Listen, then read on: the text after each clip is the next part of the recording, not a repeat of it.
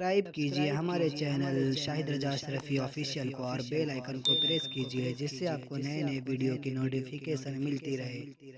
تو ناظرین السلام علیکم ورحمۃ اللہ وبرکاتہ۔ آج کا بیان حضرت شاکر علی نوری کا بیان رہے گا کہ زندگی کا اصل مقصد کیا ہونا چاہیے، اور اس ویڈیو میں ہم جانیں گے کہ وہ اصل مقصد کیا ہے۔ تو پورا بیان ضرور سنیں اور اس پر عمل بھی کریں، اور اگر آپ کو ہم سے رابطہ کرنا ہو تو انسٹاگرام کا آئی ڈی آتا ہے، فالو کریں، میسج کریں، انشاءاللہ آپ کو ضرور رپلائی دیا جائے گا۔ اور ہمارے چینل کو آپ لوگ ضرور سپورٹ کریں، اسلامک چینل ہے، اللہ تعالیٰ اس کا اجر ضرور عطا کرے گا۔ تو پورا بیان ضرور سنیں۔ تو چلیے بیان شروع کرتے ہیں۔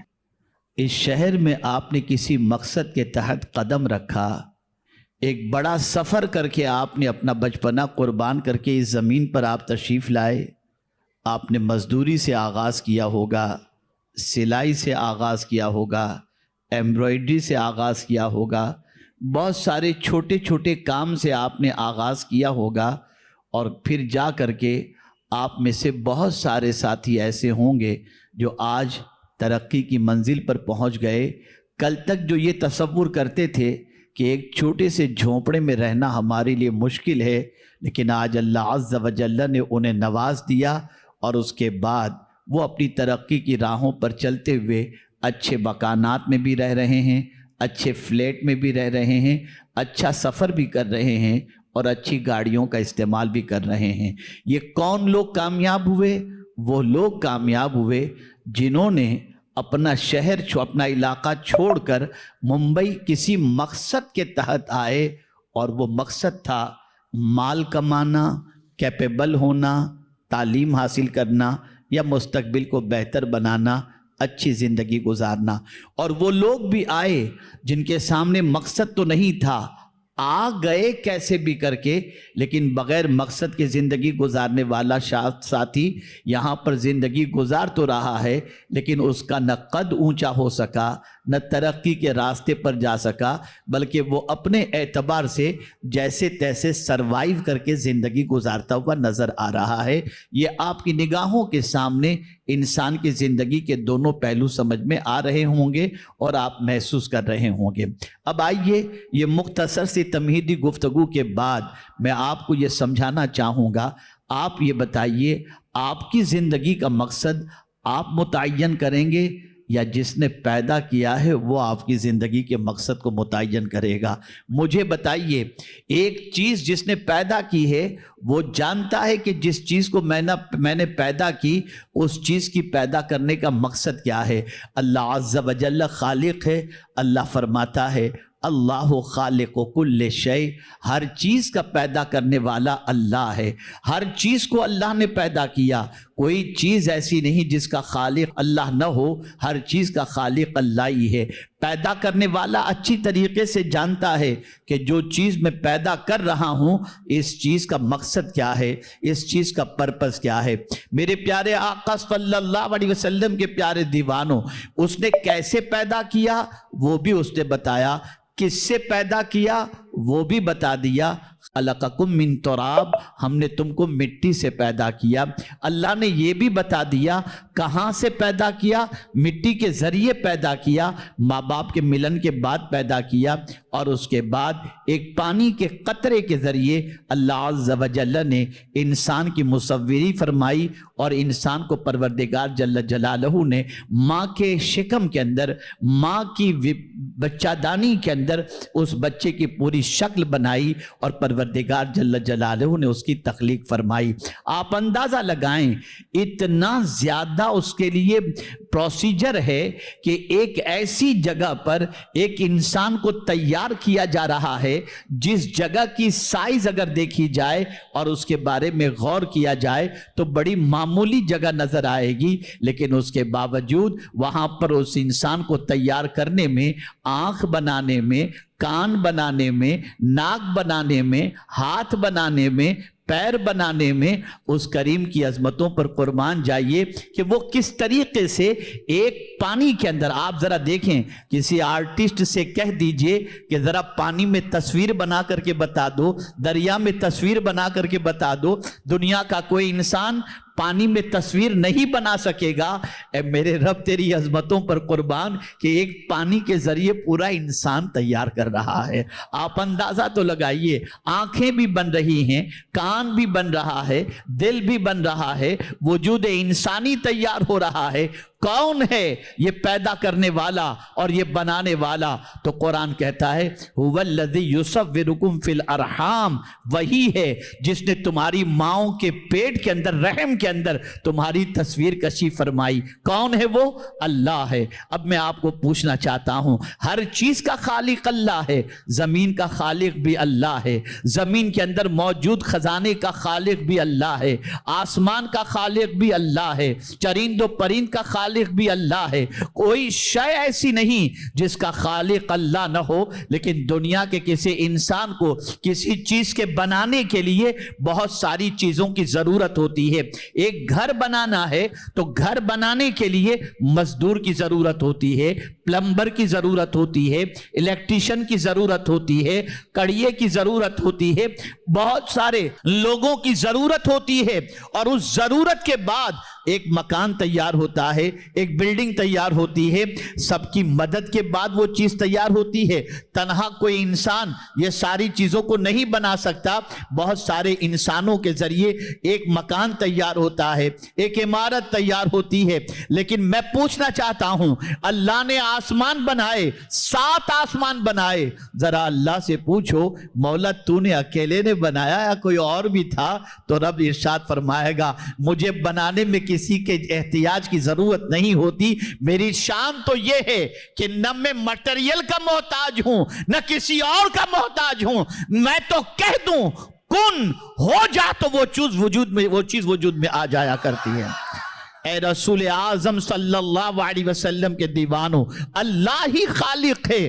کتنا عظیم آسمان بنایا اور بنا کر کے کہتا ہے فرجع البصر، ذرا تو اپنی نگاہ کو آسمان کی طرف اٹھا کر دیکھ اور بتا ہل تری من فطور، کیا اس کے اندر تجھے کوئی کمی نظر آتی ہے؟ ارے ایک بار نہیں، ثم ارجع البصر، بار بار تو نگاہ اٹھا کر کے دیکھ، میرے بنائے ہوئے آسمان میں تجھے کوئی کمی نظر نہیں آئے گی۔ پھر آپ دیکھیں، ایک چھت بنانی ہوتی ہے، پیلر کی ضرورت ہے۔ کوئی ایسی چھت بتا دو جس چھت کے لیے کوئی پیلر نہ ہو، اور چھت بنتی ہے تو بننے کے بعد اس چھت کی عمر ہوتی ہے، 50 سال کے بعد چھت گلنے لگ جاتی ہے، پلاسٹر نکلنے لگ جاتا ہے، چھت گرنی شروع ہو جاتی ہے۔ اے میرے مالک تو کتنا عظیم ہے کہ تو نے جب سے آسمان بنایا ہے تب سے وہ گرا نہیں، اور کوئی پیلر بھی نظر نہیں آ رہا، اور آسمان ہمارے سر پر سائبان کیے ہوئے ہے۔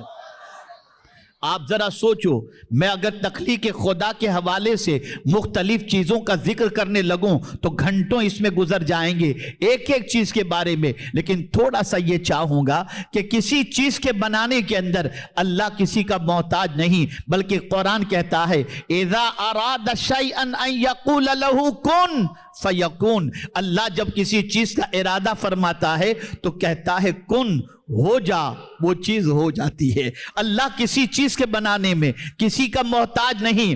لیکن میرے پیارے آقا صلی اللہ علیہ وسلم کے پیارے دیوانوں، ہم جب نکلتے ہیں، گارڈن کی طرف جاتے ہیں، خوبصورت شہروں کی طرف جاتے ہیں، تو جانے کے بعد اسے دیکھ کر کہتے ہیں یہ کتنا خوبصورت ہے۔ میں ابھی آج صبح کی بات میں آپ کو بتاؤں، میں فلائٹ سے آ رہا تھا، کل کی بات بتاؤں، کل میں فلائٹ سے آ رہا تھا تو ایک ٹائم پر مغرب کے قریب میری فلائٹ تھی، تو آپ کو حیرت ہوگی، پائلٹ نے اعلان کیا ذرا دائیں جانب دیکھو، ڈوبتے ہوئے سورج کا منظر کتنا حسین لگ رہا ہے۔ یہ پائلٹ نے اعلان کیا، لوگوں نے دائیں جانب دیکھنا شروع کر دیا۔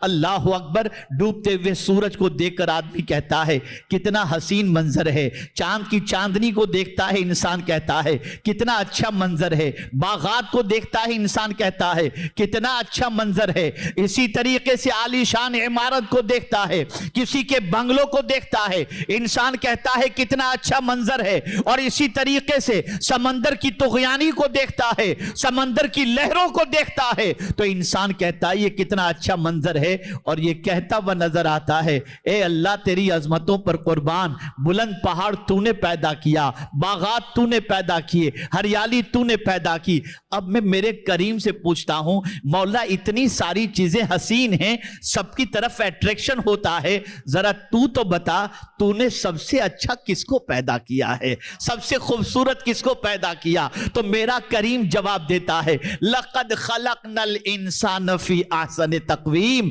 मैंने बेहतरीन तख्लीक के एतबार से अगर कोई चीज पैदा की है तो मेरे बंदों को मैंने पैदा किया, इंसान को पैदा किया। इंसान से हसीन किसी और को पैदा नहीं किया गया। अल्लाह अकबर। मेरे प्यारे आका सल्लल्लाहु अलैहि वसल्लम के प्यारे दीवानों, हम कुरान से पूछते हैं, कुरान तू बता किसके सर पर तूने करामत का ताज रखा? तो कुरान जवाब में कहता है, वलक़द कर्रमना बनी आदम, हमने इंसानों के सर पर करामत का ताज रखा। मैं आपसे पूछना चाहता हूं, ए रसूल आजम सल्लल्लाहु अलैहि वसल्लम के दीवानों, ये सारी चीजों को जब आप समझ चुके, हर चीज का खालिक अल्लाह, जमीन अच्छी लगती है, आसमान अच्छा लगता है, दरख्त अच्छे लगते हैं, बागात अच्छे लगते हैं, लेकिन इन सब चीजों से बेहतर और हसीन अल्लाह ने अगर किसी को पैदा किया तो वो इंसान है। अब मैं आपसे पूछता हूं, ए रसूल आजम सल्लल्लाहु अलैहि वसल्लम के दीवानों, सब चीज को अल्लाह ने पैदा फरमाया, अब हर चीज का मकसद क्या है? हर चीज को पैदा करने का मकसद क्या है वो भी हम कुरान से पूछ लें। ए अल्लाह, जब सारी चीजों का खालिक तू ही है और तूने कहा अल्लाह खालिक़ु कुल्ले शै, हर चीज का खालिक अल्लाह ही है, तो मौला जरा ये तो बता हर चीज के पैदा करने का मकसद क्या है? तो कुरान कहता है, वइम मिन शैइन इल्ला युसब्बिहु बिहम्दिही, हर चीज मेरी तस्बीह करती है और मेरी हम्द को बजा लाती है। अल्लाह अकबर। हर चीज जो सबसे ज्यादा इंसानों से खूबसूरत नहीं, लेकिन हर चीज अल्लाह की तस्बीह कर रही है। यहां तक फरमाया गया, दरवाजा बंद करते वक्त जो दरवाजे की चरचराहट की आवाज आती है, यह चरचराहट की आवाज नहीं, यह अल्लाह की तस्बीह की आवाज है जो इंसान सुना करता है। बर्तन के बजने की आवाज यह अल्लाह की तस्बीह की आवाज है। ए रसूल आजम सल्लल्लाहु अलैहि वसल्लम के दीवानों, अब आइए मैं आपको बताऊं, जो चीज आप बनाएंगे मकसद आप मुतय्यन करेंगे, ये नहीं बनाने वाला कोई और हो, मकसद बनाने वाला, मकसद बताने वाला कोई और हो। जो चीज का पैदा करने वाला होता है वही मकसद बयान करता है। एप्पल का फोन जिसने बयान किया बनाया, वो बताएगा कि इसका मकसद क्या है, ये इसके अंदर ऐप रखो, डाउनलोड करो, इसका मकसद क्या है, ये फंक्शन का मकसद क्या है, वही तो बताएगा। अब मैं आपसे पूछना चाहता हूं, ए रसूल आजम सल्लल्लाहु अलैहि वसल्लम के दीवानों, तुम हर चीज के मकसद के बारे में जानते हो और हर चीज के मकसद के मुताबिक हर चीज का इस्तेमाल करते हो। कभी अपनी जिंदगी के बारे में भी सोचा कि अल्लाह ने हमें क्यों पैदा किया? कभी सोचा आपने? क्या माल कमाने पैदा किया? क्या अय्याशी पैदा करने के लिए? क्या गुनाहों के अंदर डूब जाने के लिए? क्या अल्लाह और उसके रसूल की नाफरमानी के लिए? क्या जिंदगी को अय्याशियों के अंदर गुजारने के लिए? क्या ज़िना के अड्डों को आबाद करने के लिए? नहीं, जिसने पैदा किया उसने मकसद बता दिया। अब यहां मैं आपको बताऊं, जिंदगी किसकी किस तरीके से गुजरती है। हर एक की जिंदगी के मुख्तलिफ मकासिद हैं। मुनकिरीन की जिंदगी का मकसद अलग, मुनाफिक की जिंदगी का मकसद अलग, और मोमिन की जिंदगी का मकसद अलग। सबकी जिंदगी के अलग अलग मकसद हैं। आज हमारी जिंदगी का अगर हम जायजा लें तो हमने अपनी जिंदगी का मकसद क्या बना लिया? खाओ पियो मौज करो, बस। ये मोमिन की जिंदगी का मकसद नहीं हो सकता।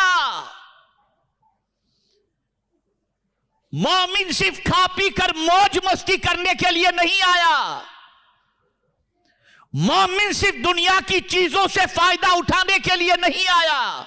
उसकी जिंदगी का यह मकसद नहीं, बल्कि ऐसी जिंदगी गुजारने वालों के बारे में जो लंबी लंबी उम्मीदें लगाते हैं کل میرا اتنا ہو جائے گا اور اتنا بنا لوں گا اور یہ ہو جائے گا اور وہ کر لوں گا، چلو آج بھیونڈی کے ڈھابے پہ کھانے جاتے ہیں، چلو آج فلاں جگہ کھانے جاتے ہیں، چلو آج یہ آئٹم کھاتے ہیں، چلو آج یہ چیزیں کھاتے ہیں.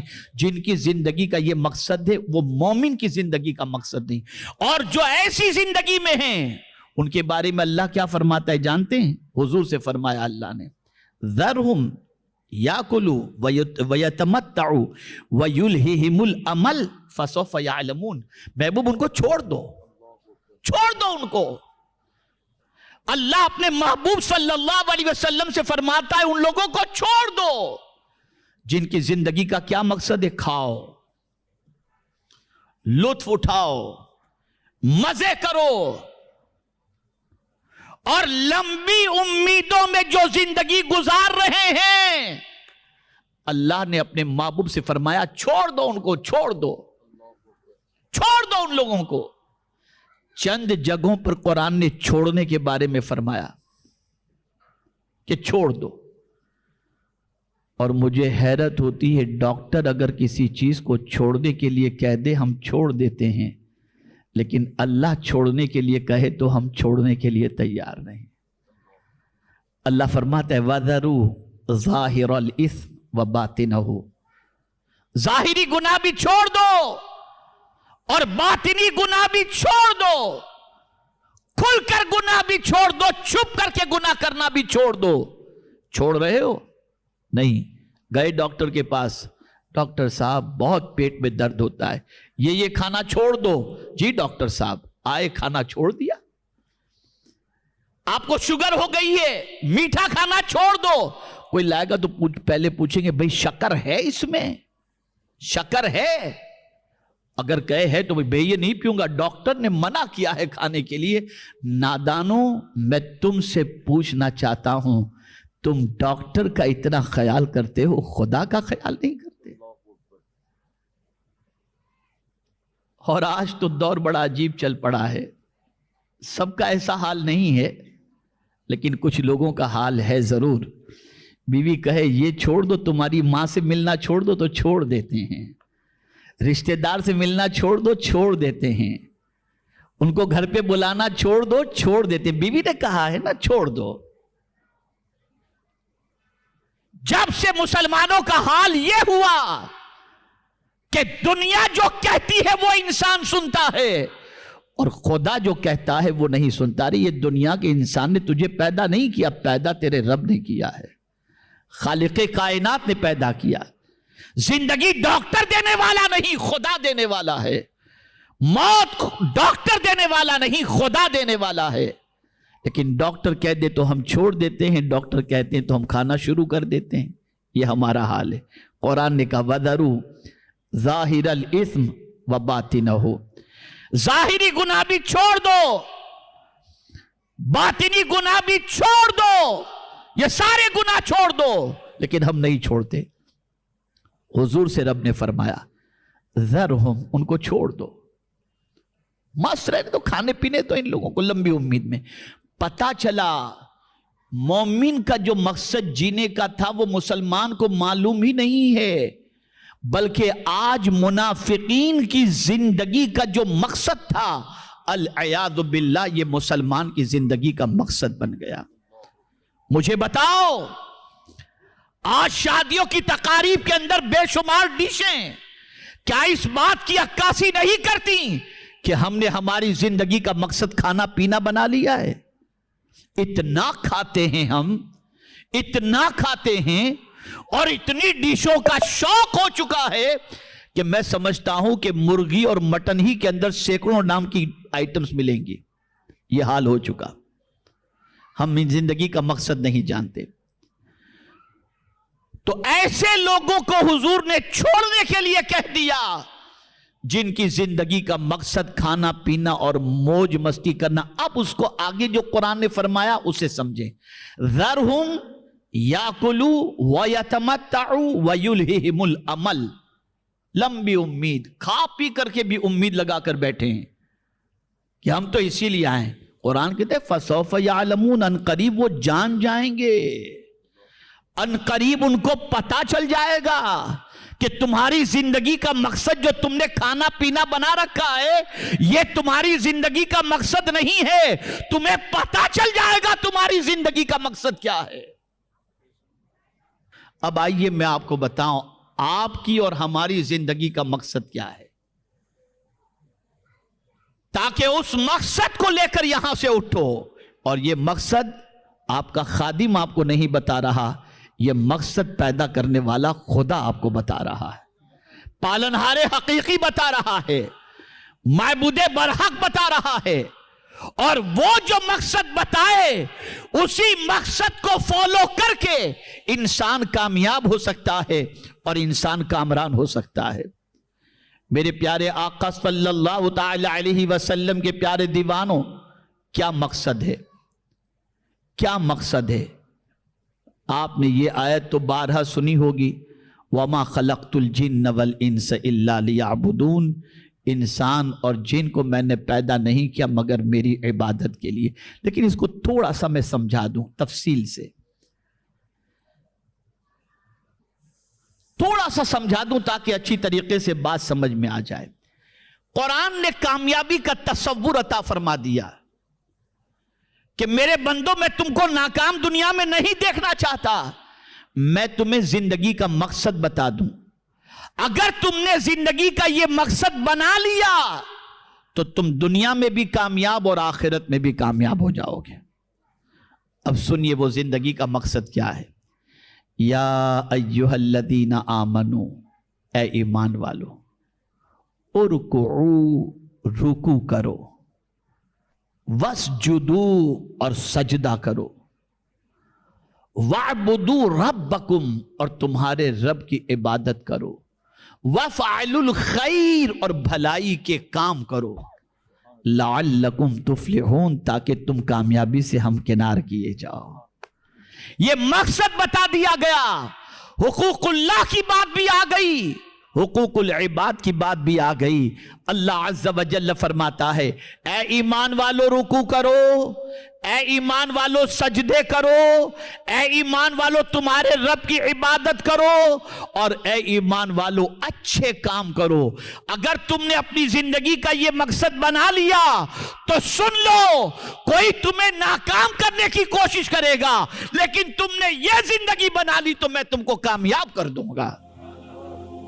تو ناظرین، ویڈیو اگر اچھی لگی ہو تو ضرور ویڈیو کو لائک کریں، اور ہمارے چینل پہ اگر نئے ہیں تو ضرور سبسکرائب کریں، اور اللہ سے دعا کریں کہ اللہ ہمیں نیک عمل کرنے کی توفیق عطا فرمائے، ہر بلا مصیبتوں سے، پریشانیوں سے، آفتوں سے، بیماریوں سے حفاظت فرمائے، ہمیں 5 وقت کی نماز پڑھنے کی توفیق عطا فرمائے، گناہوں سے بچنے کی توفیق عطا فرمائے. تو ناظرین چلیے ملتے ہیں اگلی ویڈیو میں، تب تک کے لیے السلام علیکم ورحمۃ اللہ وبرکاتہ. دعا میں یاد رکھیں.